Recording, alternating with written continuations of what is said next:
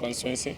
Honorable Obiagocha, after me, he will make his comment, and leaders of the opposition political parties who are also here led by Gosin and our traditional ruler. I personally received the news of the rejection of the bail application with sadness. It was unnecessary. We lost an opportunity to commence the process of healing in our land. That bail application would have opened door of opportunity that would have brought stability in our place and opened door for conversation to resolve all issues that have led us to this point.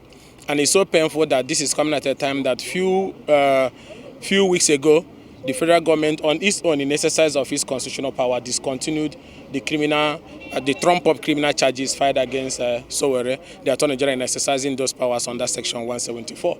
And we're also aware that the same federal government has allowed Sunday Igbo also back home, where he's with his people. So it's so painful that whenever it has to do with an Igbo man, there is different interpretations and different reasons for you to keeping the person in detention. So that is why we say it's so painful. And as a federal lawmaker, I'm calling on President Bola Ahmed Tinubu not to allow the moment to pass him by.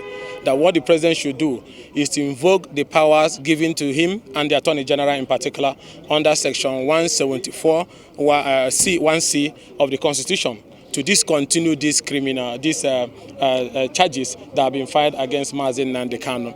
And if you go by Section 174C, that this can be discontinued on basis of justice and public interest. It is in public interest and it is in interest of justice that the federal government discontinues this trial. And it's also painful for us that this bail application was rejected, but we hope President Bola Ahmed Tinubu should discontinue this trial. It's very sad, like my brother said, that there are two separate rules, one for other Nigerians and one for the Igbo man. Nigeria appears to still be in distrust and uncomfortable with the Igbo man. And all the Igbo man wants is, full development and aspirational goals for all persons, regardless of, ethnicity, religion, or gender. We are very saddened about today. Like my brother said, this is a unique opportunity that has been missed, that would have been the basis for peace and reconciliation in the Southeast. All the agitations that are happening in the Southeast, all the crime and criminality, banditry, kidnapping that are happening in the Southeast is because of the continued detention of Mazi Nnamdi Kanu. A lot of people are using his name to commit all these crimes and criminality. The peace in the Southeast, or peace in Nigeria, cannot go anywhere without the unconditional release of Mazi Nnamdi Kanu.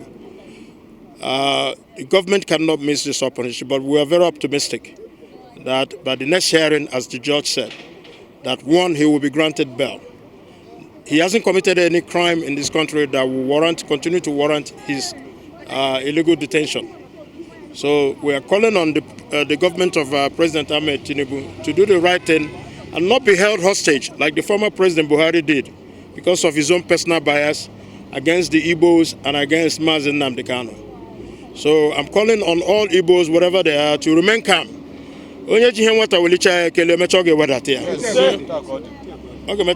This man will walk away free one day to the glory of God. Thank you.